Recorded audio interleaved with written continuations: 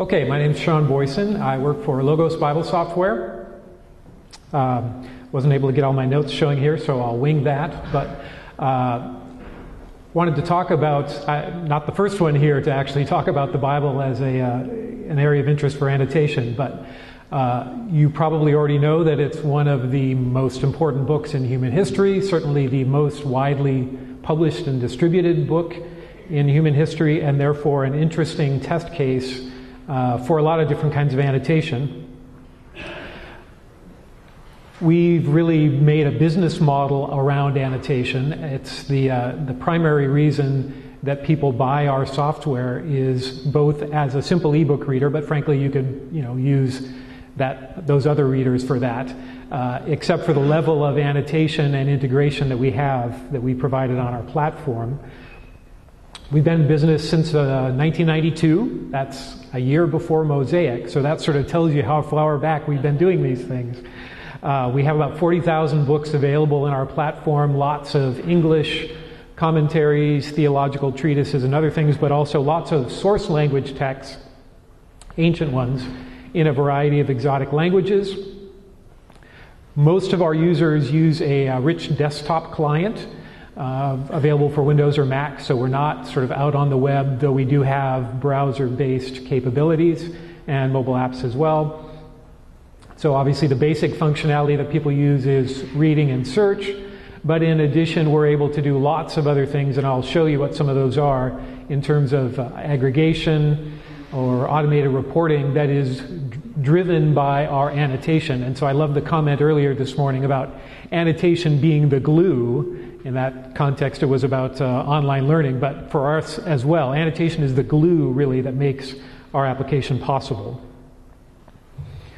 So since I build this as a past, present, and future, I'll say just a little bit about the past. I'm not going to go through these details, but the key takeaway here is people have been annotating and organizing information around the Bible for a long, long, long time. Before, in fact, it got reduced to writing, but even reduced to in writing, about 2,000 years ago, people were recording commentaries, annotations essentially, on the Hebrew Bible. And various other systems were designed to align content or to specifically reference content. It's a sort of standardized reference system. That's been around for more than 500 years. So people have been doing this for a long time, and as well they've been quite literally annotating the text for a very long time.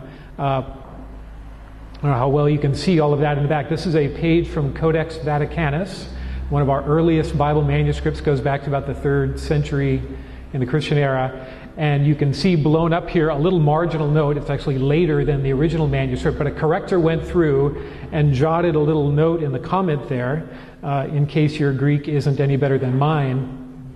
The rough translation is this: knave and fool, leave the original alone and don't change it. Because there's a word here which the annotator apparently felt the copyist had changed. There are two words that were close. And so the marginalia here is basically saying, don't mess with the original, leave it alone. And so that, even these issues of reputation go way, way, way back, right? So moving a little farther ahead into what we're doing today for annotation, I'm just going to run briefly through a variety of things that we do. One of the strongest areas for us is simply linguistic source annotation. We're dealing primarily in the Bible with Greek and Hebrew texts. So we take those Greek texts, we analyze them to identify the dictionary forms, the lemma. That lets us connect them to a lexicon. So if I'm interested in knowing more about this particular Greek word, I can sort of right-click on that and get to 10 or so different Greek dictionaries. We identify morphological information so that if you're a scholar who's interested in the usage of a particular term in a particular declension or something, you can find just those cases. We've actually done our own detailed lexical semantic analysis that distinguishes Greek and Hebrew as in English. Words are ambiguous. The same word like logos could have 10 different meanings. And so we've gone through and said, well, in this context, we've itemized those different meanings and said, in this context, we think it's this particular one. So that really lets you do a semantic concordance of the text, rather than searching by word and then sort of separating those out yourself into, oh, well, that's this kind, but this is that kind. You can do that automatically. And we have syntactic analysis and a variety of other sorts of detailed linguistic analysis. In addition, we do quite a bit of cross-lingual alignment, where we take the Greek or Hebrew text and then connect it to typically a modern English text at the word level. This is probably not all that readable beyond the front, but essentially I'm showing you a verse from the book of Philemon. And in this column here, in about 6 different English translations, we have things like voluntary versus according to free will versus of your own accord versus because you are willing, and even in Spanish, por voluntad or voluntario.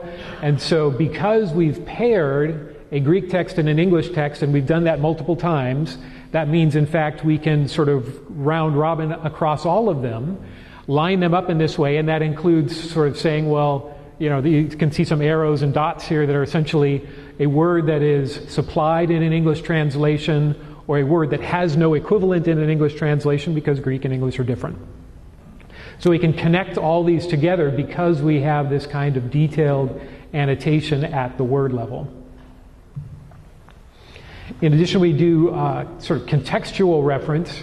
Again, a little hard to probably read that toward the back, but we've taken pronouns, in this case it's he, but also descriptive phrases, and actually had somebody read the text against a database of standardized identifiers and say, well, who is he in this context? It happens to be Jesus, and so we can pop up this nice menu with lots of different things that connect you to more information about the speaker. In addition, this you probably really can't see, but there's a little megaphone icon. I'm not crazy about the UI here. On the red letter text, you may know that red letter is a common convention for words of Jesus in the Bible. But in fact, we've done this for all reported speech across the Bible. So if you want to know who said this particular thing, you can hover over that little megaphone and it will tell you. And in fact, you can search within, well, I'm looking for a particular word, but in things said by David. You can only do that, obviously, if you've annotated for that reported speech who said it. That kind of contextual information then enables all kinds of semantic search. Here we have our clause search feature where you're searching for clauses, a syntactic unit, where Jesus is referenced and Jerusalem is referenced. And what you get is the verse, then the devil took him to the holy city and placed him on the pinnacle of the temple. Well, obviously Jesus is not there by name, neither is Jerusalem, but these are both referring expressions that we've semantically annotated, and that makes that kind of search possible, which is frankly a pretty remarkable. There aren't many systems that can do something like this because it takes a high degree of semantic annotation. In addition, we do topical annotation. Because we're a large platform, we've got lots of different Bible dictionaries and encyclopedias. Every publisher tends to have their own way of talking about things. So we've created our own controlled vocabulary of topics related to biblical studies, and then we go through the dictionary articles and align them to that controlled vocabulary, so that if you're looking for a topic like the Lord's Supper, which also goes by names like Eucharist or Communion, we can take you to all of those articles regardless of how the publisher described them, because we've annotated them around a common topical vocabulary. We also have cultural, historical data that we've created and curate ourselves. And we have identifiers for those that we then annotate on the text, so that if, Noah is sort of in the news these days because there's a popular movie out. So if you wanted to know more about Noah, you can look up biblical events in which he is a key participant. That's different, by the way, from just being mentioned. And you can look at a diagram of his family tree. You can go find out about his relatives. We have the same kind of information for a database of places that are named in the biblical text. And we tie that to a set of maps. We have about 60 maps at this point, and we're doing a much larger set of maps now, so that if you actually hover over places on this map, you'll get a little pop-up that will take you to the information about that place. So again, we're connecting that information through annotations overlaid on the map. And then that will in turn connect to Bible dictionaries, the original language terms that are used to talk about this place, all of the places where it's mentioned, whether by name or some other linguistic expression. And similar kinds of descriptions about artifacts. So if you're interested in Noah's Ark, well, here's one artist's rendition based on the description in the text of what Noah's Ark would have had to have looked like. Timeline events. So in addition to the strictly biblical events, we have a growing set of events from world history that are sort of in our subject domain, about 12,000 of them so far, where we are going through, again, the books in our library, finding date expressions. In this case, it's something like the late 4th century. So you have to have a little logic to even identify, oh yes, it's talking about a date. You need a little more work to say, well, it's not actually BC, but it's AD, so there's a normalization step. And then once you've decided what the actual date reference is, you've got to say, but what happened at that date? So we've got this whole other database of events, and so what we're talking about here is not the many other late 4th century events, but in particular the translation of the Vulgate by Jerome. And we put that in this sort of scrollable timeline, so you can then see, well, what else was happening in world history around that point in time? And I'm not showing it here, but you can also go from the timeline back to all the places in your library where that date is mentioned for that event. Not just the date, but the date annotated with that event. And then just finishing up here, the future. What does the future look like for us? One big issue is managing volume. So once you start to tie together all of this kind of information, the user interface challenges for how do I expose it are actually substantial. And so I love the picture of Ollie the octopus here that's on our t-shirts. But if you sort of think about it, Ollie it's great that Ollie is tying together all this information, but Ollie might also look a little scary, be a little squishy, right? Because now you've got tentacles going everywhere. We sort of have that same problem where you can select text and get a context menu that could take you 20 different places. And in particular for users who may have a naive model of what that information is, it's hard to help them understand where they can go once they've got Ollie in the middle with all these things in his tentacles. We're also doing detailed categorization of commentaries. So we have hundreds of commentaries on the biblical text, but commentaries play a lot of different roles. They might be talking about text critical issues, like the Fools and Knave example from earlier. They may be discussing different ways to translate the text, doing a literary analysis of the text, explaining the text, talking about cultural background of the text.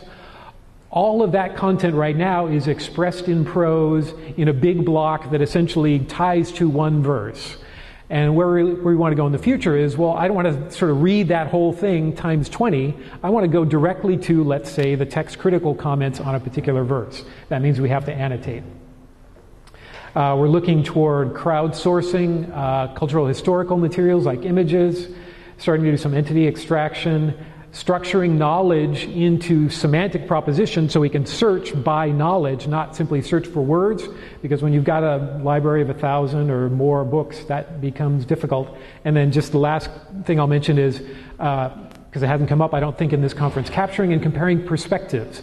You may have a Protestant view on a topic, you may have a Catholic view on a topic.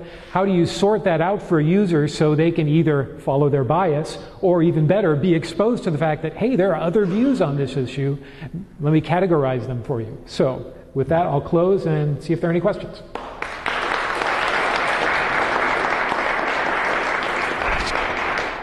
I was just wondering about the semantic search that you were describing. Is it just based on the annotations, or are you having some sort of relation across the concepts in your ontology, or how does it work? The semantic search that I showed you is not strongly relational yet. We are just, you may have noticed I sort of said person and place, but I didn't say things like subject, for example, but we're just now adding the linguistic knowledge that will let you search not just for a clause that mentions a person, but a clause in which a person is the logical subject, for example. So that's one kind of thing we're doing. We haven't gone much richer in semantic relationship search than that yet, but we will.